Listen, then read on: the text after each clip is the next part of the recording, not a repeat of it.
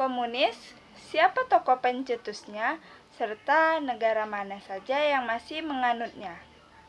Komunis merupakan salah satu ideologi terbesar yang ada di dunia. Pada masa-masa ini sudah tidak populer lagi. Seperti yang kita ketahui, ideologi berasal dari bahasa Yunani. Idea artinya idea atau sebuah gagasan, dan logos yang berarti ilmu atau sebuah pengetahuan. Menurut Kamus Besar Bahasa Indonesia, ideologi memiliki 3 makna. Yang pertama, kumpulan konsep bersistem yang dijadikan sebagai kejadian yang memberikan arah dan tujuan untuk kelangsungan hidup. Yang kedua, cara berpikir seseorang atau dalam suatu golongan.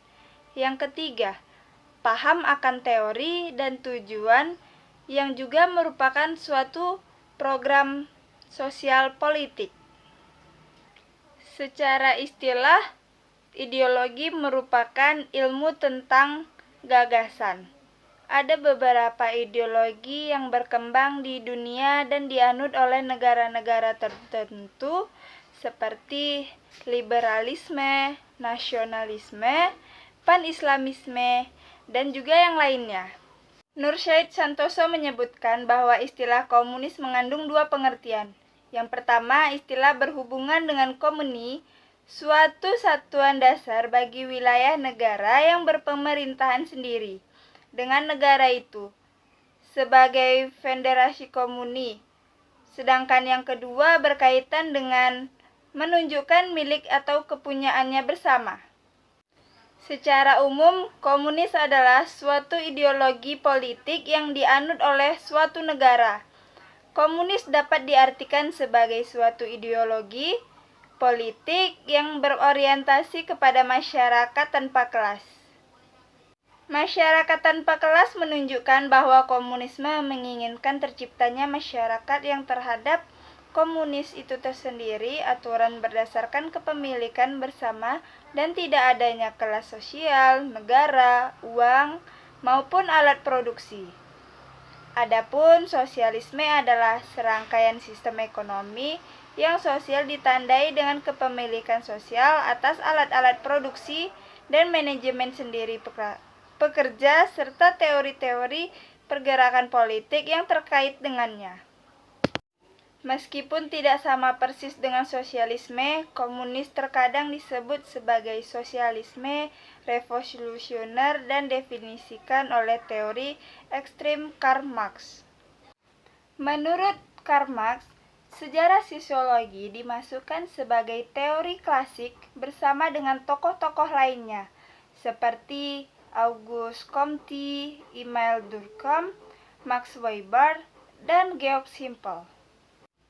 Marx menyusun teori besar yang berkaitan dengan sistem ekonomi, sistem sosial, sistem politik, dan ini juga disebut sebagai Marxisme.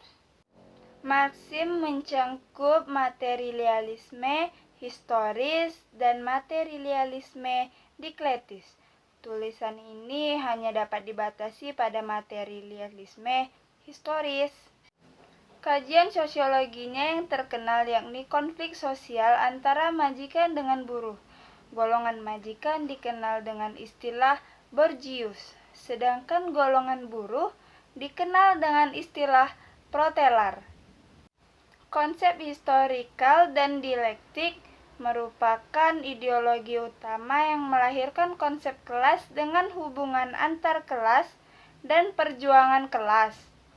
Menurut buku teori sosiologi klasik tahun 2017 yang diciptakan oleh Wahyuni, yang dimaksud kelas oleh Marx adalah sekelompok orang-orang yang mempunyai fungsi dan tujuan yang sama. Ada 3 masyarakat dengan peranannya masing-masing menurut Marx. Yang pertama, pemilik tanah yang bersumber-sumber keuangannya terutama bersumber kepada pemasukan upah, laba, sewa, dan tanah. Yang kedua, yaitu kelas yang pemiliknya mempunyai modal.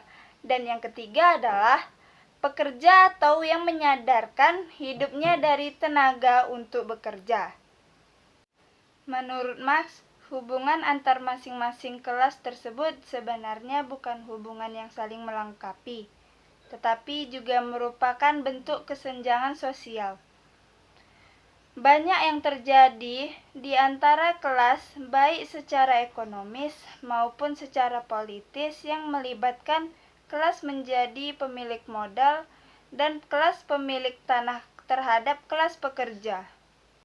Marx menyatakan bahwa semua periode sejarah ditandai oleh perjuangan kelas, tetapi periklan-periklan kelas tersebut berbeda dengan satu yang lainnya dan sesuai dengan periode sejarahnya.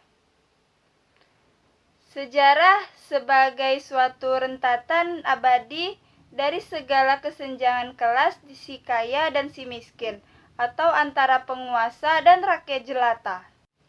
Marx berpegang teguh pada pendiriannya bahwa sekalipun pertikaian kelas selalu menandai jalannya yang sejarah, pelaku-pelaku dalam perjuangan kelas itu selalu bergantian dan sebuah zamannya. Selanjutnya, gejala-gejala historis saling mempengaruhi berbagai peristiwa yang terjadi. Tidak dapat dipungkiri bahwa sesungguhnya perkembangan-perkembangan politik, hukum, filsafat, kesusastraan, dan kesenian semuanya bertopeng pada faktor ekonomi. Oleh karena itu, menurut Marx, faktor ekonomi juga mempengaruhi yang sangat besar dalam konsep kelas yang dikemukakannya. Komunisme pertama kali dicetuskan oleh Karl Marx dan Friedrich Engels dengan mengeluarkan sebuah karya yang berjudul Manifesto Politik, diterbitkan pada 21 Februari 1884. Ide atau gagasan komunisme merupakan reaksi terhadap maraknya politik kapitalis pada abad ke-19 Masehi. Saat ini kapitalis yang berorientasi pada terhadap modal dan kepemilikan individu sangat antisipasi terhadap para buruh. Hal tersebut menyebabkan tercipta kelas yang dikuasai oleh pemilik modal dan kelas ekonomi bawah yang dihuni oleh para buruh. Tahun 1867, Marx bersama Engels menghasilkan sebuah karya fenomenal, yaitu Das Kapitalis. Dijelaskan mengenai kesepanjangan ekonomi yang terjadi di berbagai negara Eropa pada segi industri, yang selanjutnya menjadi alasan dari munculnya ideologi komunis. Pandangan-pandangan Karl Marx yang menjadi dasar teori komunis modern disebut juga sebagai Marxisme, yang umumnya digunakan oleh partai komunis yang ada di seluruh dunia. Tokoh utama dari penerapan ideologi komunisme di Rusia ialah Vladimir Lenin, yang merupakan pimpinan partai Bolshevik. Di tangan Lenin, gagasan komunisme Marx dan Engels menjadi pedoman resmi praktik-praktik yang bernegara. Komunisme sempat menjadi salah satu ideologi terbesar dan berpengaruh di dunia, terlebih pada masa Perang Dunia Kedua pada tahun 1939 hingga 1945, dan Perang Dingin pada tahun 1947 dan 1991. Ideologi komunis yang dikala itu dimotori oleh Rusia menjadi presentasi dari Blok Timur untuk menghadapi Blok Barat dengan ideologi liberalisme yang digawangi oleh Amerika Serikat. Seiring dengan berjalannya waktu, negara-negara penganut komunis mulai berjatuhan, dan sebaliknya negara-negara penganut liberalisme justru semakin berjaya.